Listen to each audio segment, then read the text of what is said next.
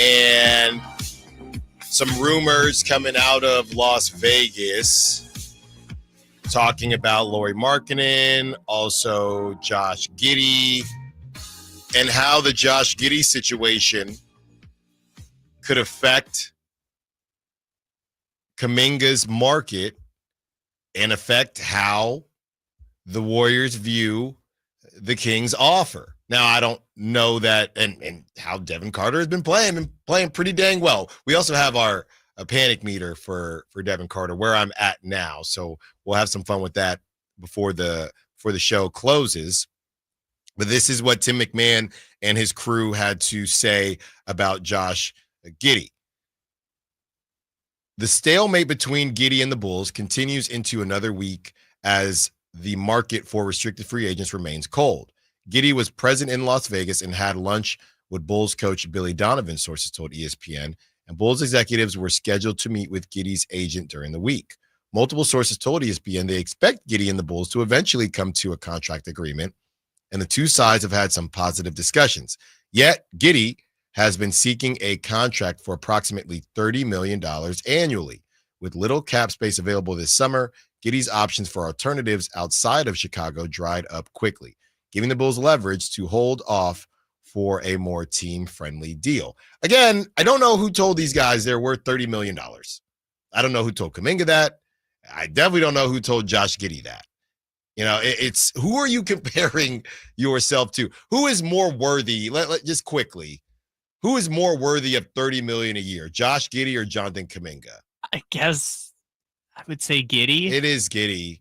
Also, the team matters, right? Kuminga is not worth $30 million on the Warriors. That's for damn sure. Well, Josh Giddey also wasn't worth $30 million on the Thunder. That's for damn sure as well. Because the Thunder, what did Caruso get? I know there's an age difference, but like last time I looked it up, Caruso was in 16 something. He's not above 18. They extended him. I can't remember what it was. So Caruso's extension, because I bring this up because that was just a straight up swap. They just swapped Caruso for Giddy. Caruso got an extension from the Thunder worth 4 years, $81 million. There you go. So the Thunder believed Caruso, again, older, less offensively inclined. They believed he was worth $20 million a year, and they were willing to just give up Giddy straight up for him. Yeah. So that's probably more where Giddy's going to come in at, is closer to that. Yeah, and how this connects to the Kings, as far as the sign and trade conversation goes with Jonathan Kuminga, Coby White is a name that a lot of people felt it was over in Chicago. He's 25, 26 years old. He, the contract is expiring, doesn't really line up. We have our point guard in Josh Giddey. Okay, let's make a deal with someone, and then they can extend Coby White and go from there. That someone could have easily been the Golden State Warriors, because the Warriors, they need another scorer. Even though they have Jimmy Butler and Steph Curry, they need another scorer, somebody that can take a little bit of pressure off them, and somebody that the other team just has to respect. I saw Coby White. He was in Vegas too. Everybody was in Vegas, but I saw him, sitting courtside. So now that has changed, and if the Bulls say, look, we think we're going to have Josh Giddey back, but if we don't, maybe we just continue on with Coby White. Maybe we feel like they can play together, and we don't necessarily need to move on from Coby White.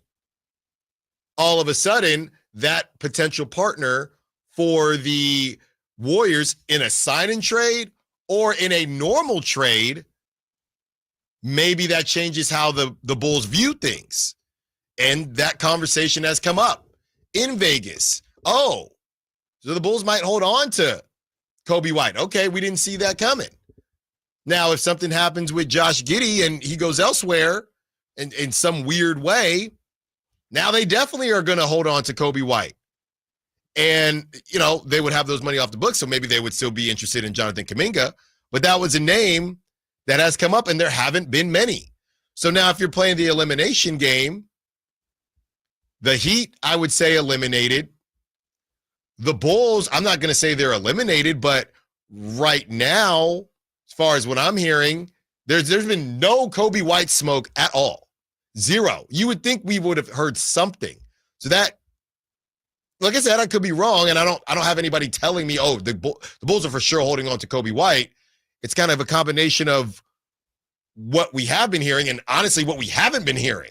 So I'm not crossing the Bulls off yet, not with a red Sharpie, but maybe it's in pencil. So now they're gone. I never really believed in the Bucks because that don't make no sense. And you're looking around, there weren't many teams. The Nets got crossed off, we think, from I did hear something about that in Vegas, that the Nets, once they have Michael Porter, I don't know if this is a Michael Porter Jr. led team, but they got the Cam Thomas weird situation as well. They also drafted like 5 point guards. Right. So where is Kuminga going to get? Everybody needs runway.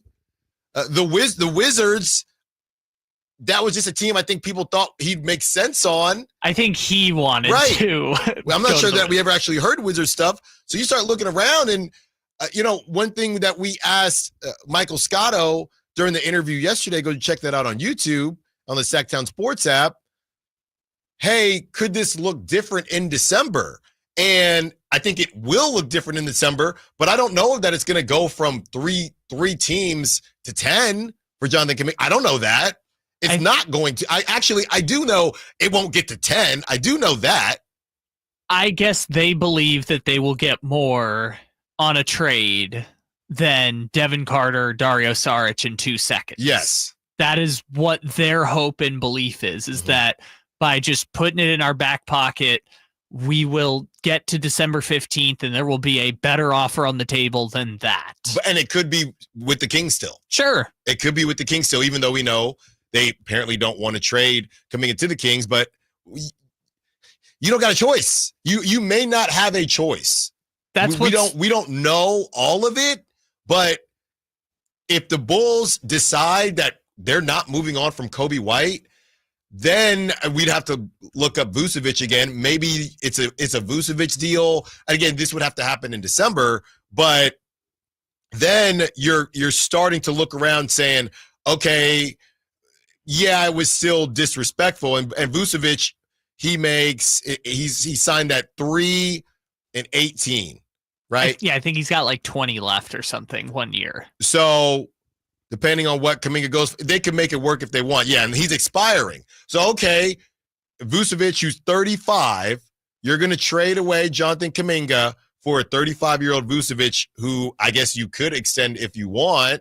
Is that, if you're the Warriors, yeah, I would feel better about that than the initial deal from the Kings, but not terribly. Yeah, I think he's a better scenario for the Warriors than Al Horford, which is what they're going to roll out right now, is whatever shell of Al Horford is left. Well, eventually they're going to roll that out, we think.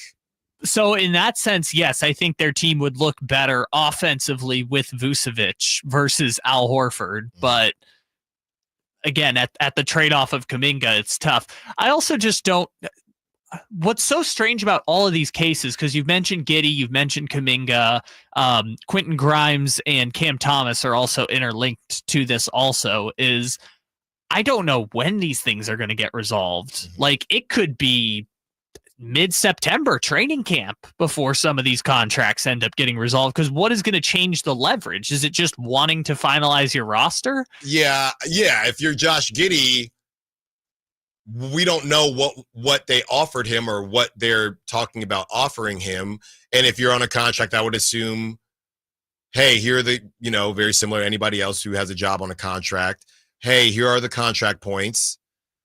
And the first one is obviously what we're planning on offering you. And he said, we don't need to go any further because I don't think that we're on the same page here. And then the same way, everybody in Sacramento, okay, go find the Kuminga thing, go find a better deal. That whole thing, the Bulls are telling Giddy, go find somebody who's going to pay you more than that. Yeah. And he can't because there's no money out there. Well, no one's going to pay it to him in a sign and trade, which is why I don't know how these are going to get resolved, because no party has an incentive to sign a deal, right? If you're Kuminga, Giddy, Grimes or Cam Thomas, I think at this point you just swallow your pride and just take a shorter contract just to then hit free agency, which is not what the teams want to do, because the teams want to get these guys under contract for 3 to 4 years at this price, because this is a once in a decade summer where there's just nobody with cap space and no leverage from the player, in part because of the new CBA. So I don't know how these things get resolved, because I don't see any reason why the leverage would change in either direction. Yeah, and maybe it's just, come on, man, believe in me more. Just believe in me a little bit more. You know what I'm going to be able to do. And again, all these guys, or I would say specifically Josh Giddey and Kuminga, especially them. I know Cam Thomas is a little bit older, and Quentin Grimes as well, but especially them, it's easy for me to say, but you just take your medicine, and you're still, based on your age, you're going to get another bite at the apple here, and you're before your prime even.